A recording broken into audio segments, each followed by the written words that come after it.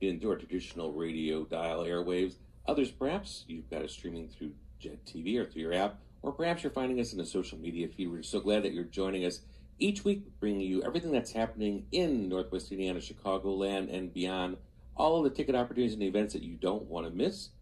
And most of all, we're so grateful for the generous underwriting and sponsorship that we have from the kind folks at People's Bank and also the Indiana Arts Commission that make our broadcast possible each week, so we can bring you the news that comes from arts and cultures from around our region and beyond.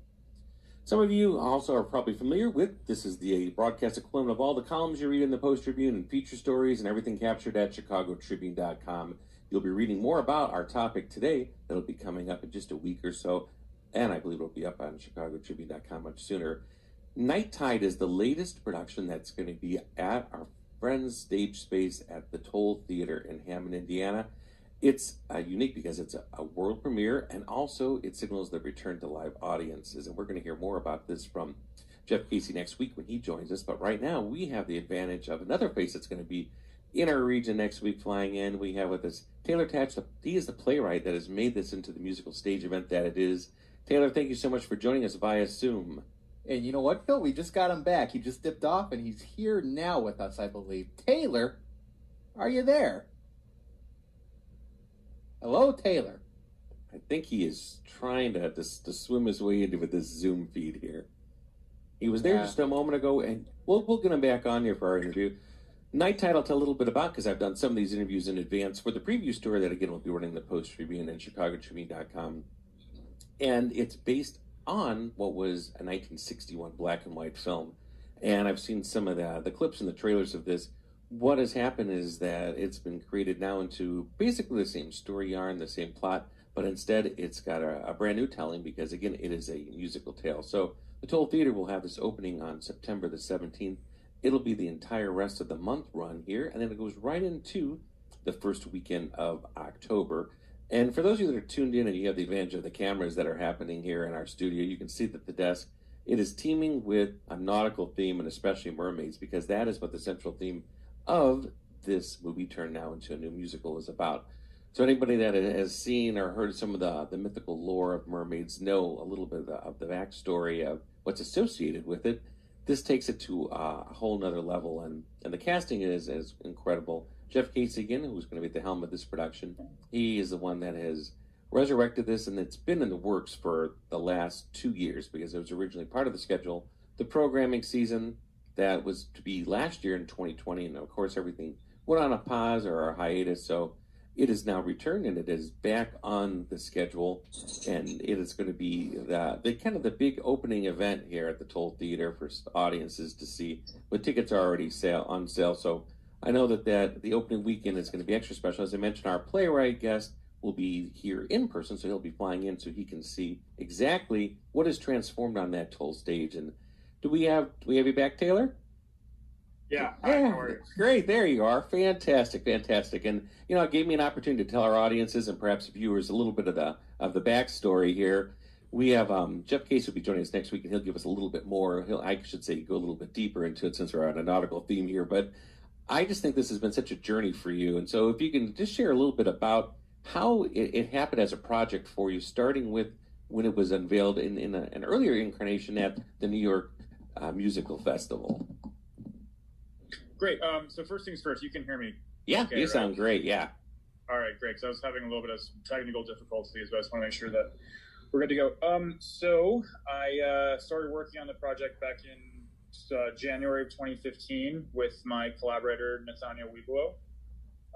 We actually got the idea for it back in November of 2014, but we kind of really started working on it a lot more thoroughly in January of the following year. And then by February of 2016, we were already doing our first stage reading of it. And then by summer 2017, it was on a off-Broadway stage through the New York Musical Festival.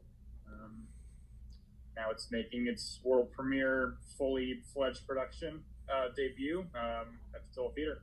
Yeah, and actually, when I said, when you say early incarnation, it was kind of the realized project coming to life, but what the folks at the Toll have done is they really, really have delved in and created what I'm going to use the word spectacle, The folks that are tuned in here visually there that have the advantage of seeing what's happening with our cameras, they're seeing some of the production photos. And you and I chatted about this on the phone yesterday.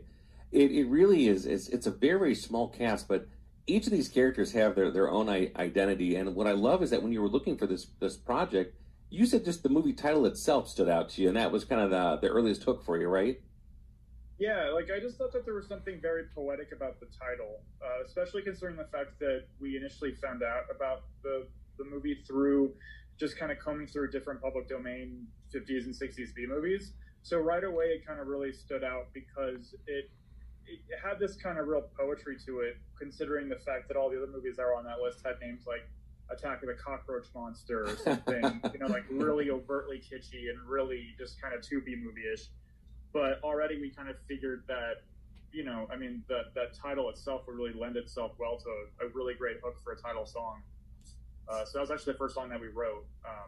And I thought of the hook for that song within the first 15, 20 minutes of watching the movie. So. And how many musical numbers total in it? Yeah, how many total? I want to say there's about 15 or 16. Okay. I want to say there's about 13 or 14 original songs, and there's a couple reprises.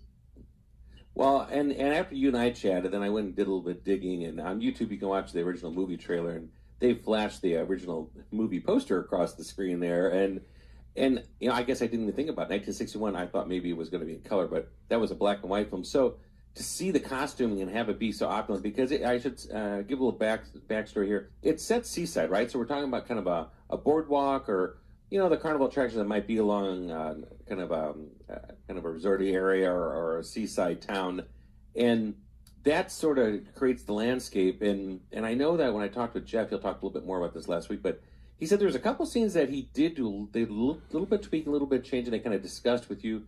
He's included a little bit more of the beach in a couple scenes. Is that correct? Is that kind of what you recall as well? I'm sorry, you broke up just a little bit. Sure. Yeah, he said there was one or two numbers that he said I think were originally supposed to be more kind of along the boardwalk, or they're supposed to be in different environments. So they did a little bit of changing around, and they included a couple more scenes that would be more kind of a beach beach landscape or kind of that type of an atmosphere. With your stage notes, when you wrote the piece, were you pretty hard and solid with where the action was supposed to be taking place in each of the scenes, and so maybe that's where they kind of did a little bit of tweaking here and there? Yeah, I mean, the whole beach party aspect of it wasn't part of the movie. We just kind of thought that would be something really fun to incorporate from that era that would kind of lend itself well to more of a musical theater format. Mm-hmm. So, the movie itself is very atmospheric. It's very sort of like faux Hitchcockian. But in the musical, we really tried to incorporate the beach a lot more, just to kind of throw in a bit of that Frankie and Annette, Gidget kind of sensibility about it. So a lot of movies take place on the beach movie culture. We used to have a scene set in a tiki bar. I kind of wanted to really amp up the kitsch factor. That's not really in turn the kitsch. So.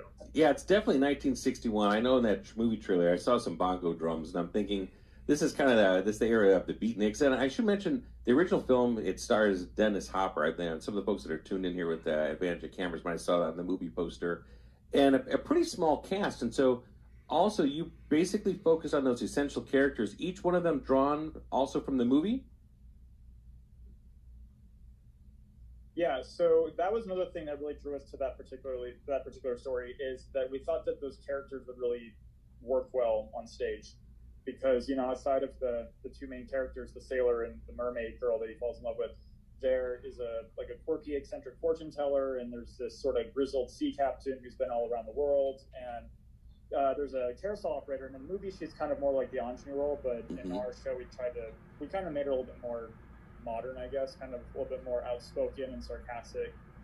So we just kind of thought that just the characters themselves, as they were the archetypes that the movie provides, would really work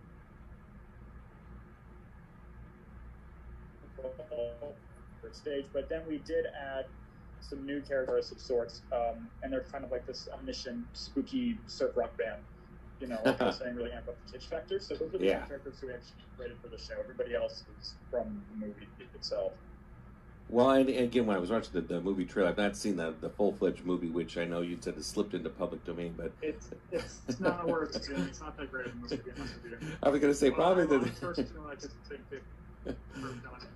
Yeah, I think probably the trailer hit all the highlights, although there was a dream sequence with Dennis Hopper that looked like some type of a foam rubber or octopus tentacles that he was either struggling with, and I thought, yeah, that kind of summed it up when, and you know, that was sort of the era of those types of movies. Yeah, it's very Ed Wood-esque. We really tried to kind of camp that up as well. So we actually have two different scenes in the show that are tributes to that scene. I don't really know what the Toll's doing for this part, but there is a part in the script where a character is attacked by a giant, fake-looking Ed Woodian tentacle. And then there is definitely like some good, you know, mermaid attack action happening later on. So, well, we try to keep that sort of campy Ed Wood vibe to it. When I was picking out the props for the desk today for this broadcast, I brought mermaids. I thought, you know what, I got to bring in this glass octopus because there's that moment in there with the tentacles, and I thought it lends itself to us. And I got to mention this to the folks at the Toll. They really should have had Starbucks jump on board and sponsor, because you know the Starbucks mermaid is their logo, and I'm thinking, hey, that could have been some underwriting here. So, of all the mermaids, the only thing I skipped, Taylor, is I did not put any Disney mermaids up here because we know what Disney are with their lawyers. So we have a Star-Kissed Chicken of the Sea mermaid here box, but we stayed away from anything Disney today just to be on the safe side. Well, and Night Tide is kind of like the anti-Little Mermaid, so it's probably best to not. And normally I would save this for my story, but you got to share that quote that, again, you kind of just sort of rolled this off the cuff yesterday when I was interviewing you for the print piece. But I love the way you described this incarnation and this hybrid that you've created. Give me that quote again. It's perfect. Yeah, so we kind of have this idea of the show of being like a kind of more Hitchcockian version of Splash, and to kind of picture if instead of starring Daryl Hannah, Splash actually stars Tippi Hedren. She's just like, instead of getting attacked by the seagull, she's one sort of like controlling them, making everybody, you know, succumb. Exactly. One of the things I get from readers and also listeners, they want to know, okay, so you've written a stage production, you've written a musical. How long does that take? You know, a lot of times I'll answer people and I'll say, well, you know, a lot of times it's in somebody's head in some version for a long time, for years. It's a work in progress, but I guess pen to paper. So what would you give for a timeline? How long did this project take from start to end?